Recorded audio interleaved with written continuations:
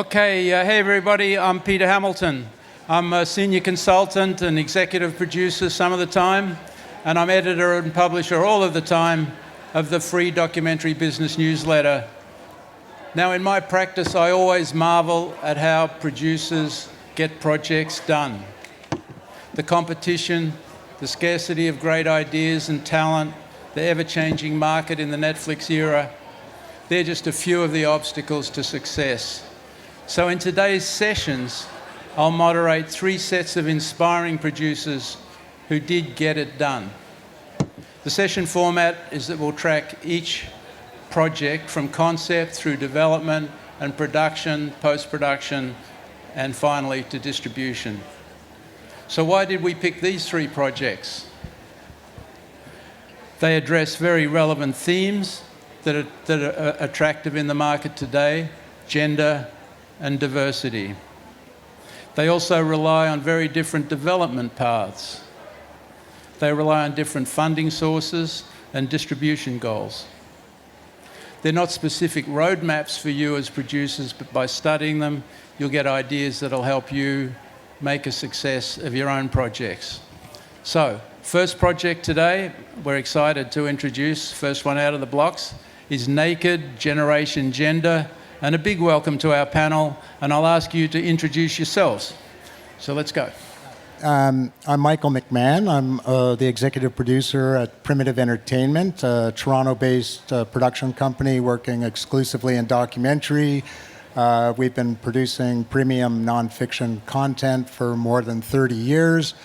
Largely in the environmental space, social issue, human rights, and history. Kai. My name is Kai Siering. I'm the CEO of Spiegel Television. We are based in Hamburg. We belong to the Spiegel publishing group. Maybe you know the German news magazine Der Spiegel.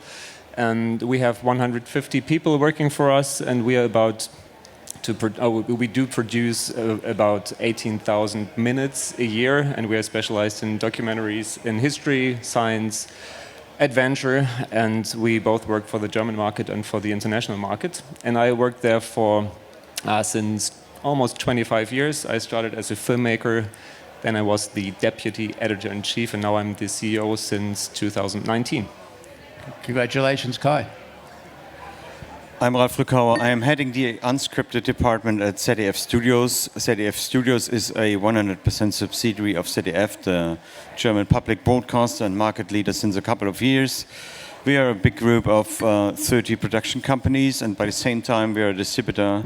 And our focus at the unscripted division is to sell, to buy and co-produce factual specialist programming. We have a strong focus on wildlife science history, and in that respect, Naked was a little exception. Right. So, Michael, let's start with the trailer. Yes, let's watch the trailer.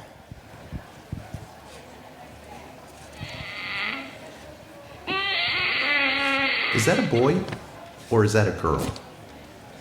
X or Y? And does it even matter? Our world is very, very gendered, and therefore that will change the expectations because we respond to the social attitudes around us. You know, people like you don't do this kind of thing, or people like you prefer this. Effectively, our brains, hugely plastic, wonderfully flexible, out there looking for the rules, are being forced into gendered pathways. So when the world comes along and says, look at how different boys are from girls, what they're looking at is the end product of a process, not the origin of that process.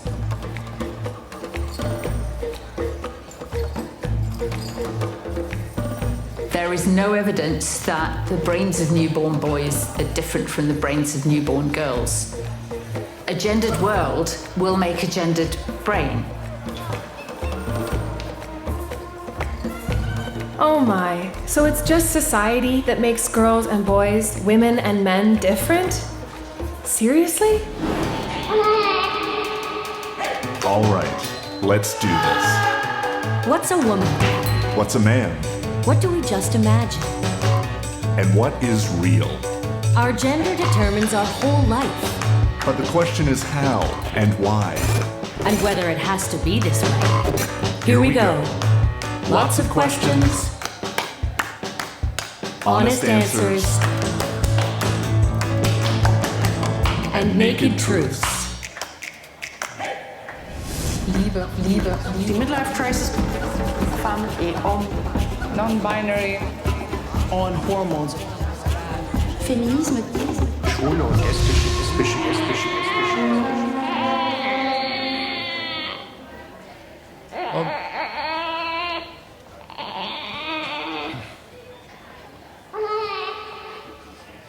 So, well done, Michael. So tell us, how did my first question, what was the genesis of the big idea for this series? Well, thanks, Peter. I can hardly take credit for the whole thing because there's quite a big team working on it. It started with a conversation around Me Too with one of the lead German authors, Christina Trebi, and Wolfgang Bergmann from Arte ZDF. And that conversation then grew into more of a conversation about men and women and what was happening in society at that point in time, and then into the larger question of gender and transgender and gender identity, and so we decided to explore that in more depth. So it sort of really began with a conversation about Me Too. And then with a series of meetings over time here at MIP and at the Berlin Film Festival, the idea evolved. And then Spiegel really took the development and brought it to the point where we pursued a 6-part series. So then, Kai, how did the project come to you? Well, the creative team was just finishing another show for us, so we were sitting together anyway. And then we started talking with the regular brainstorming, and the interesting thing was that right from the beginning, we knew that this was something different. This was a topic that we were not just working on as journalists, because we immediately knew that this topic did something with us as human beings. So we argued from minute one. We raised questions that were very controversial, and so it was. We made ourselves naked to make this happen. To be honest. And was it a struggle internally to get the project produced, or was it a pretty clean, approved, or was it a clean path? I don't know one international co-production that's not a struggle to get done. So it was a struggle, yes, right from the beginning. But as I said, everyone was so in it that it was kind of easy to convince the partners that this need to be done. So, Ralf, you're a distributor. Did you require much conviction, much persuasion to get on board? Yeah, doing co-production is always a matter of trust, and we worked together before in that constellation, and there's a lot of trust against Siering, against Michael, against Wolfgang Bergmann from ZDF Arte, and one day he gave me a ring and said, I've got something really special that might be in between what you normally do, but can I please convince you? And because of that constellation, I said yes. We're on board. There's also Christina Trebi on board, whom we know since like 20 years. She did really great shows for us. So it was a no-brainer for us. Normally we have a strategy of a focus on wildlife science and history programming. And this is clearly not a wildlife program, clearly not a history program. You might say it's a science show, but it's not really, it is. But still, we were fascinated by the topic, and so there was, of course, a green light from our end. And doing co-production these days is also a question of where's the money coming from. And Michael, I have to say, Canadian producers are always very welcome because you have this lovely funding system. Not only because of that, also because you're fantastic, also as a co-production partner, because you build a bridge into the US as well, on the American continent. But also, of course, you have some money that you can bring on table. Same with Australian partners, and in the future with Austrian production partners, because they're just establishing a nice fund for co-productions and for Well, that's a good time to bridge between the concept and the money. So Michael, tell us about the deal. If the Canadian participation is critical, there are tax benefits. Why don't you tell our audience the headlines of how that worked for your project? Yeah, I mean, it's as a treaty co-production. Canada has a number of treaties with countries around the world, and the benefit of that, in a very short story, is it allows domestic broadcasters to consider it 100% Canadian content, and that opens up a number of funding opportunities. In this particular case, we actually didn't get a lot of money from what you would call subsidies or grant systems. We have a domestic broadcaster, Crave, which is an OTT service in Canada, subscription SVOD. It's a decent license fee, and beyond that, we have our tax credits, which are refundable labor-based tax credits. But we also brought in the Rogers Cable Network Fund, which is a private equity fund. So in that case, it was a slightly different funding model for us. So that's an investment. It's on a payback model, or is it a grant? Or it is an investment, and it's an equity basis, but it's structured in such a way that obviously Ralf and ZDF Studios are first in line, and then beyond that, as revenue is generated, it flows through to our equity partners in Canada. So I don't want to get down to the budgets, but let's say out of 100% of a budget, how much is contributed by various tax benefits and funds to a qualified Canadian production? What would be the benchmark number? Well, the tax credits are typically never more than 25% of your overall budget. So in this case, it was roughly a 50-50 split, with Spiegel TV being the majority partner in this case. And there was the rest was made up of license fee and private equity. And then did ZDF come in with a minimum guarantee, or what? Tell us a little bit about your contribution. Yes, exactly. So we're coming in with a minimum guarantee, which we are always prepared if we are convinced of a project. So that's for us nothing special. For us, from our perspective, it was a quite comfortable situation, because Wolfgang Bergmann von Arte came up with Kai already, with Michael already, with Cave already, so and financing system. So we didn't have to look for further co-production partners to make the thing happen. But we had early talks with, for example, streamers, and asked them if they want to come on board and be partner. They were quite interested, but no one was really prepared to say yes, because they were not really sure what they would get. And in terms of editorial freedom, I mean, there's only one channel in the whole world that provides so much freedom as Arte, yeah, because you have not really slot restrictions and so on. So it was quite, I think, on the editorial for you guys, it was quite comfortable, and for us on the financial perspective as well. Yeah. So let's get onto production and the editorial challenge. Now, gender is a very difficult topic and invites a lot of political and social controversy. Did that create editorial challenges? And I know you have a clip to share that's going to point to that. Well, usually we deal with remote locations, with production logistics, with war zones. These are the topics that usually make us nervous. That was easy this time, so it was, that was really easy, but the topic itself was the problem. So we right from the beginning, we knew that we wanted to talk to kids about how they feel as a boy or a girl or something else. We wanted to talk about teenagers having their first sex, about old women in Japan, about their menopause. So it was very intense, very emotional, and to get the access to these protagonists and their stories, that was a challenge. And I think maybe we can show one clip that's one protagonist, two protagonists, and I think after that you can imagine that it took a while to get people like these. Let's go. My name is Chris Foley Christopher. I'm 36. My name is Sade, but I go by China.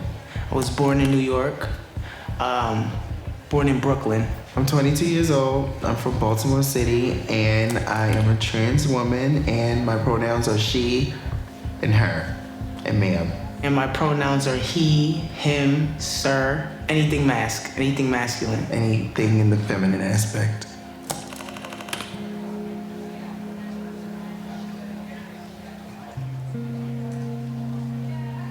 So I am 6 months pregnant right now. In the trans community, we call ourselves seahorses because obviously a male seahorse carries the babies. And this is a long journey. Took a while, but I'm here. It's a lot, but we're here. We're starting our own gang. A little fairly hard. Like, are you serious? Like, you let me have a baby with you. Like, it's a lot of qualities about this man that I love.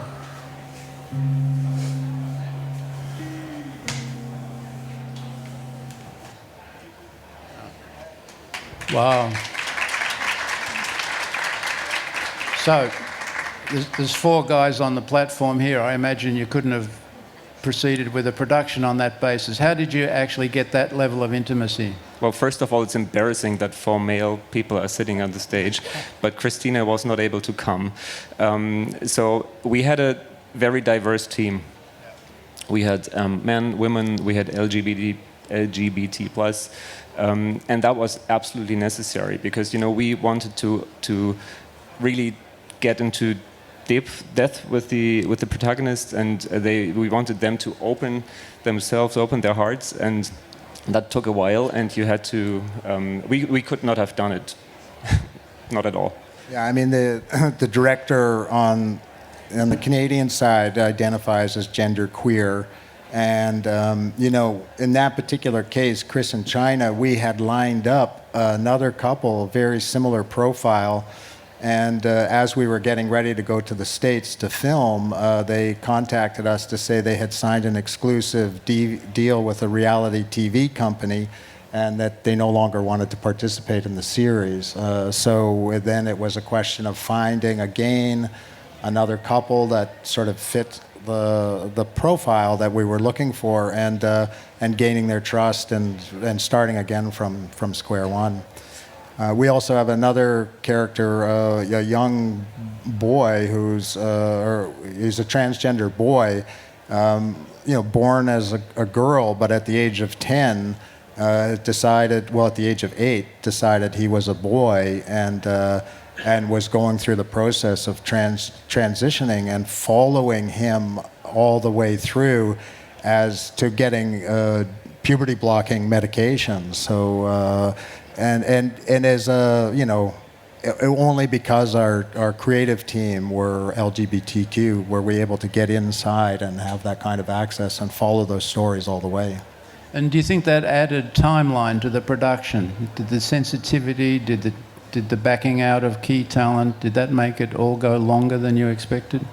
Well, Yes, that and COVID slowed things down quite a bit. And was tricky, you know, especially, you know, traveling in Mexico and all over the States, and it did slow things down for sure. So let's move on to distribution. Ralf, you must be furiously pre-selling. Are you facing sensitivities, roadblocks, wait and see, or is this a topic that the market is embracing in the same way that social media and the widespread media and popular culture embraces? We don't know yet, really, because we just started distributing it here. But what I would like to mention is that we started that project in 2019. And when we started talking to each other, we said LGB. Now it's LGBTQ plus AI. Yeah. So it's the community is getting bigger and it's getting more and more awareness. So that's a different thing over the course of the last 3 years. It gets more awareness. It's more in the public, in the news. In Germany, we still have a very long and hot debate whether we should say we should use the gender star in our words, and in Germany it's specific because you have not only the, but also there's a female version of the and a male version of the, and it's, for example, we would say she cat, yeah, and things like that. And there's a lot of debate whether this is proper German and how much we should worship the LGBTQ plus community. So things have changed over the course of the time, but to answer your question straight, I think people are very interested in the topic and want to learn more. And it's fascinating to see people like him. Yeah? And I think people really want to see them in an art documentary and not in a reality show. So I feel very sorry for the one guy, Michael, that you mentioned just before. I mean, he now ends up in a reality show where he is just a... Maybe, I don't know, I haven't seen the show, I don't know about it, but it sounds like a freak show or something. And this is something that we always try to avoid. We try to approach in a very friendly way, very curious way, and it's really a shame that he messed up in a way, yeah. Yeah, and to approach the subjects with respect and authenticity and honesty, it's crucial from our point of view in the work we do. You know, I watched the show to prepare myself again, like all 6 parts, and it's really great. So because it's following a life cycle. We start episode 1. We start with childhood, then we go to puberty, then young adults, and then we get into the older age in episode 5 and 6. So it's something for everyone. So in every audience target group will get something out of it. And I watched it with my 17-year-old son, and the puberty episode, and it was interesting because he was his mobile was away and he was watching TV with me. That was a good feeling. a very rare feeling indeed. So you said you watched it as a 6-part series. There's more than one version, more than one format, correctly? Let's explain that. We didn't get to that. Yeah, I mean, unfortunately, try as I might, I was unable to sell a 6-part series in Canada, but I did have a crave who wanted a feature film. So we ended up producing a feature film as well. I mean, and that creates its own series of, a co-production works best when everybody's doing exactly the same thing. Right. And when you have to start doing multiple versions and so on, things get a bit more complicated. I mean, at the end of the day, it's good because we've spoken to some broadcasters who are interested in perhaps just a 90-minute special, so hopefully it'll help Ralf and ZDF Studios down the line. But from a production point of view, it's more complicated. And what percentage cost do you think additional cost did it contribute to the project to create a theatrical length version? I think it's less about cost and more about keeping the creative team in sync across the borders. And and for us it was complicated because normally, I mean, we've done, the 3 of us up here, we've done 12-part series before, complicated series across 40,000 kilometers on the equator. But we would go to Germany and they would come to Canada and we could all sit in the same room and work together. And we couldn't do that this time, so that was a challenge. That was COVID. Well, also a theatrical length 90-minute version is much harder to place, I understand, than an hour. So that makes more of a challenge for you. Essentially, Ralf, would you need to rely on the 6-part version for your majority of your sales? Actually, it's always quite good as a distributor to have different versions because we might approach DDT channels or VOD platforms that just need to have a higher volume and are interested in that. On the other side, the classical 90-minute feature doc length is also still there, and there might be some streamers, for example, who would like to have a more 90-minute view on the program. Both versions are very good, and it's good to have alternatives. Yeah. We just have to see. I mean, I can tell you maybe in a year where we are with sales. But just let's pursue this idea of the format a little more. I would have advised my clients who are producers or investors that a theatrical length documentary was a harder sell 5 years ago, before the streamers came on board, because the networks basically had half-hour or 1 hour or 2 hour slots, right? Is the market now more open in general to the licensing theatrical movies or products? It is specifically once it comes to real originals, because then these networks can place it for the Emmys or the Oscars and things like that. So, and the 90-minute is a length that is known by tradition, also through Hollywood movies and things like that. But Peter, again, for me it's nice to have both, because some streamers are just looking for volume or DDT channels, and some other broadcasters are so interested in the topic that they want to have 6 parts. Like Arte, they're really keen on not only making a 50-minute and the next day they make a show about Lions and next day a show about World War II. They really want to have like almost a week or a night or whatever. So it depends, yeah. But the 90-minute, to answer your question straight, the 90-minute feature doc is coming back, absolutely. That's great. That's really, really great news.